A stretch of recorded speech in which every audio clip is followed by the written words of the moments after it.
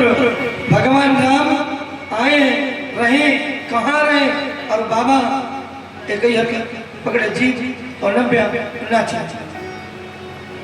लक्ष्मण जी लौटा, राम जी ने पूछा, बोले कोई नहीं, झूठ बोल। राम जी ने कहा जाओ देखो कोई होगा। फिर आए लक्ष्मण जी, फिर वही बाबा मिला, और जैसे पूछा फिर वही क्रिया चालू। शांत बैठे थे, एक हाथ से जीभ पकड़ी, एक हाथ से नब्या नाचने लगे। लक्ष्मण जी पहुंचे राम जी के पास, बोले नाथ एक संत मिलता है और वो ये हरकत करता है, एक हाथ से जीभ पकड़ता है, एक हाथ से नब्या, और बस नाचता है, कुछ नहीं करता। राम जी का मैं समझ गया, चित्रकूट में हम रह सकते हैं।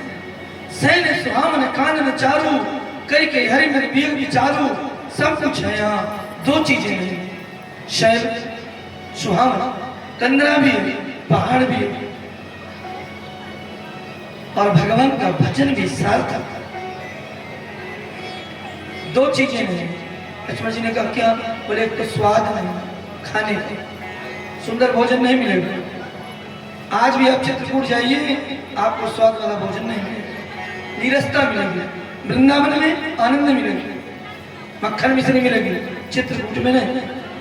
दूसरा, आप अपनी पत्नी, अपनी बहन, अपनी बेटी का हाथ पकड़कर चित्रकूट में घूम नहीं सकते, कोई ना कोई गाली देने वाला पक्का मिलेगा। मर्यादा की भूमि, आप काम नहीं, तब है सिद्ध है आज भी। और चित्रकूट क्यों प्रसिद्ध है? राम जी रहे इसलिए नहीं। मां अनसुईया जो करदम जी की पुत्री है, उनका ब्याह अत्रि मुनि के साथ हुआ। अनसुईया की तपोभूमि चित्रकूट है, इसलिए चित्रकूट प्रसिद्ध है। एक समय शुक्राचार्य स्वामी के राजन चित्रकूट में अकाल पड़ा और महाराज अत्रि तपस्या में बैठे। आंख खुली और पत्नी से मांगा जल, और पति बैठा स्त्री जल कहां से? चारों ओर जल को ढूंढा पर जल नहीं मिला। महाराज अनसुईया ने अपने तप बल से देवताओं की नदी प्रकट कर दी। कौन सी? सुर सरिधार नाम मंदाकिनी, सो सब पातक बोध ढाकिनी। और उस नदी का जल लाकर महाराज अत्रि को दिया। अनसुईया की पतिव्रता की चर्चा तीनों लोकों में फैल गई। इनसे बड़ा पतिव्रता कोई नहीं। महाराज नारद जी का काम क्या काम है? न्यासी कर जाए वहां मूसर डाल दो, हाँ होते हैं आग लगाना। अब पहुंच गए तीनों, ब्रह्माणी और रुद्राणी और लक्ष्मी के पास।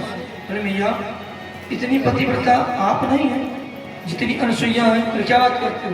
बोले हाँ, तीनों लोग को 14 भवन में चर्चा नहीं की।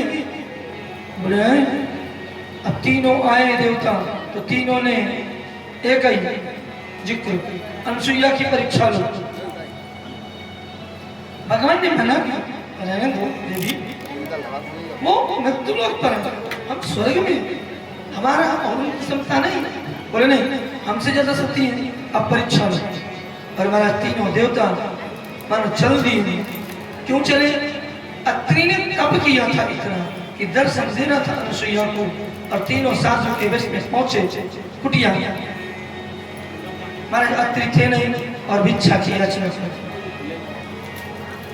और जैसे भिक्षा मांगा, महारानी अनसुईया लेकर आई, तो तीनों ने एक साथ बोला ऐसी भिक्षा नहीं लेते, हम सच्चे साथ लेंगे, हम भिक्षा लेंगे जब आप बिना वस्त्र के भिक्षा। अब ये कौन सी भिक्षा? वो तो परीक्षा थी, भिक्षा नहीं। काहे की परीक्षा? सतीत्व की। महारानी अनसुईया अगर भिक्षा नहीं देती तो ऋषि द्वार से खाली हाथ लौटेंगे। अब भिक्षा देती है तो पति का पति पर धर्म टूट जाएगा। विचार करने लगी क्या करूं? कुटिया के अंदर गई, महाराज अत्रि का रखा था कमंडल, उससे जल लिया और अभिमंत्रित किया कि मैं सच्ची पतिव्रता हूँ। तो तीनों ऋषि बालक बन गए और जल का छींटा मारा। तीनों 3-3 महीने के बाद छोटे छोटे। अब बालक के सामने में कैसी भी रहे कोई फर्क नहीं पड़ता है क्या? छोटा सा बच्चा हो, उसको मां हर अवस्था में खिलाती है। अंदर ले गए, लिटा दी। बिच्छा उच्छा तो भूले गए। अब नारद जी ने पूछा दोबारा जाके, ब्रह्मा जी आए नहीं, विष्णु जी आए नहीं, शिव जी आए नहीं, तीनों देवी ने कहा नहीं, तो बोले हो गए, गायब है, जाओ लाओ, अब तुम्हारी परीक्षा आरंभ। और हमारा तीनों देवी आई, अनुसुईया से कहा मैया हमारे पुत्र पति दे दो, हमारे पति दे दो। अनुसुईया ने कहा यहाँ किसी का पति नहीं है, यहाँ मेरे पुत्र हैं तीन, लेना चाहते तो ले लो, यही है, बाकी मेरे पति हैं और 3 पुत्र हैं मेरे। बोले कहाँ है दिखाओ, तो तीनों पालने में झूल रहे थे। बोले उठा लो जो जिसका हो। अब संकट की घड़ी आई तीनों के सामने, एक से तीनों सुकुमार। अगर ब्रह्माणी शिव को छू लेती तो सतीत्व नष्ट भंग हो जाएगा, होगा कि नहीं? महाराज पतिव्रता स्त्री मन वचन कर्म आंख से भी किसी पर पुरुष का ध्यान कर ले, उसका सतीत्व नष्ट हो जाता है। तीनों ने हाथ जोड़ कहा मैया हमें नहीं पता। और किसी कवि ने कहा माता अनुसुईया ने डाल दियो पालना, झूल रहे तीनों देव बन करके लालना। तीनों झूल रहे, तीनों ने आग्रह किया, चरण पकड़ लिए। तब मां अनुसुईया ने तीनों की पत्नियों को वापस किया।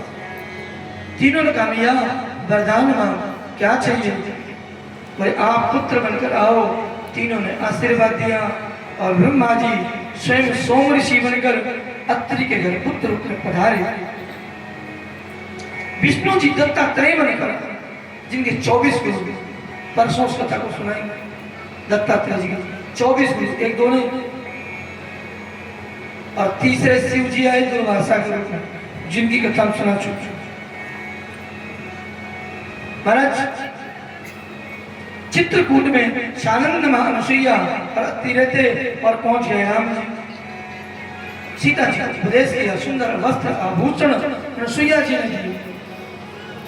चित्रकूट अपने आप में एक सिद्ध स्थान है। चित्रकूट चिंतारण कही महामुनिगान, बड़े बड़े ऋषिगण मुनिगण गाते हैं। पता चला कि महाराज राम जी आए तो ऋषिगण और आ गए। और चित्रकूट में कौन रहता था? चोर कोल भी। उन्होंने आकर राम जी से कहा महाराज राम नाथ हमार यह है सेवकाई, ले न बासन बसन चुराई।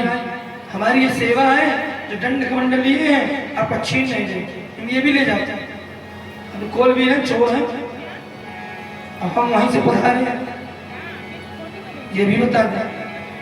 परिचय दे देते हैं चित्रकूट में है कहां से, जहां आप परिक्रमा करके आए हैं, कामतगिर की।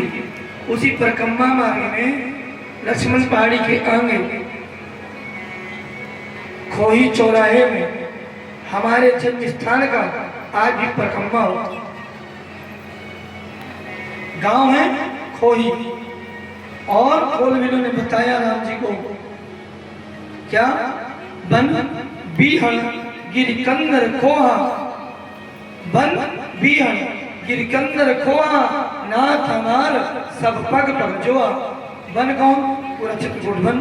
बीहड़ यानी बिहारा, एक गांव आज भी है बगल में, बीहड़ को बिहारा कहते। गिरी कंदर, एक कंदर गांव है, ये जानते होंगे चित्रकूट में। खोआ खोई, यहाँ से हम।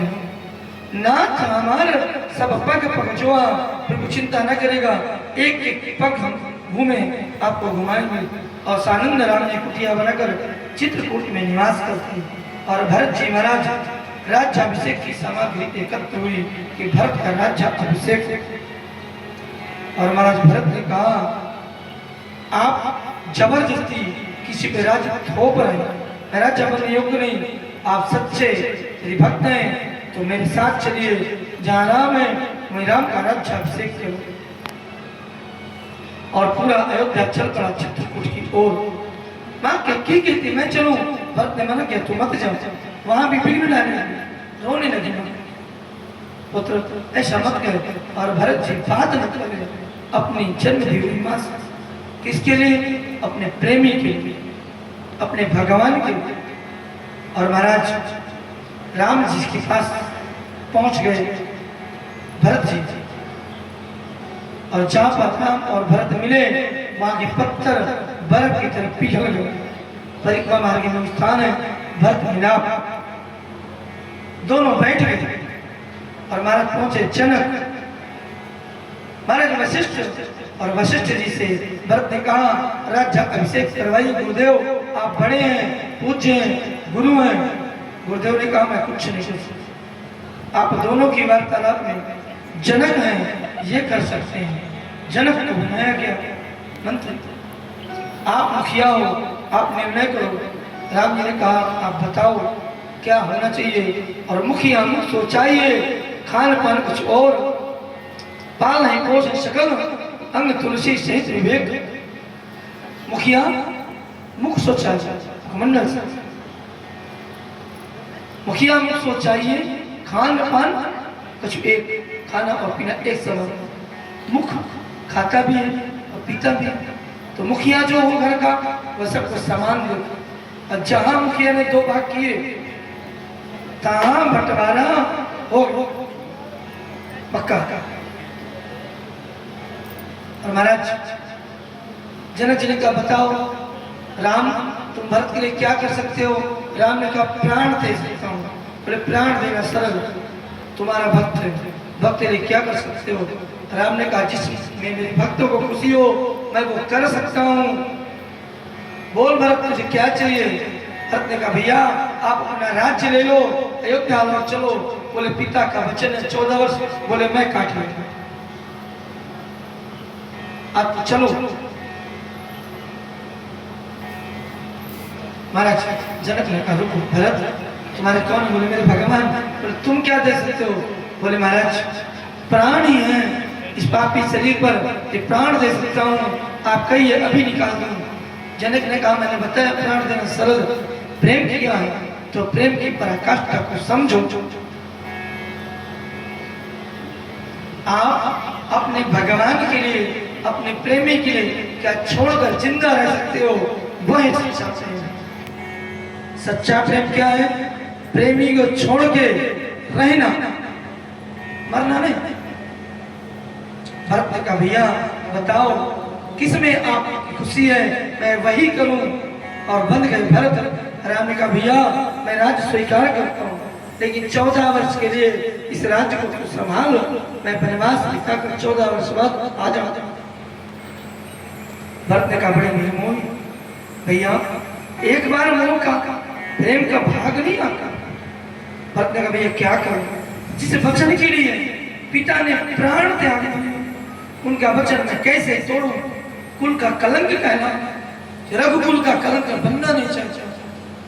भरत ने कहा भैया तो ये कलंक मैं झेलूं, मेरे कारण ये कलंक लगा।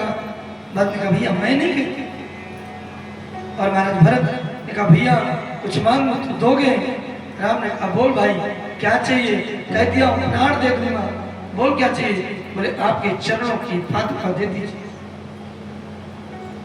विचार करें राम जी जब चित्रकूट आए तो वन देवी को कुछ नहीं कहा, चलते समय काटे कंकर गड़े। लेकिन जब चित्रकूट पहुंचे तो राम जी ने वन देवी को आदेश किया हे देवी रास्ते के मार्ग से कंकड़ और कांटे हटा दे। वन देवी ने कहा नाथ आप आ गए अब क्यों। बोले मेरा भक्त पागल है, वो दौड़ता हुआ आएगा और उसके पैर में एक सीख चुभ गई तो मेरा हृदय टूट जाएगा। और भरत जी खड़ा हूं और राम ने सहर्ष खड़ा हूं भरत को दी। भरत ने शीश पे रखी और भरत चित्रकूट से चलने लगे। महाराज जैसे भरत जी चलने लगे कुछ दूर पहुंचे ही थे कि एक कूप मिला। वशिष्ठ जी ने कहा राजा भरत पुत्र ये जल जो लाए हो तीर्थों का लेके चलोगे ठीक नहीं, इसको इसी में डाल दो, तुम्हारे नाम से ये कुआं प्रसिद्ध हो। और महाराज भरत जी ने उस कूप में उस जल को डाल दिया। आज उस कूप का नाम है भरत कूप। उस कुएं की विशेषता है जिस घाट से पानी निकालोगे एक अलग स्वाद का पानी जो चित्रकूट गए सारे कुएं सूख गए चित्रकूट के, पर उस कुएं में आज भी पानी है और बहुत पानी। राम भक्त ले चला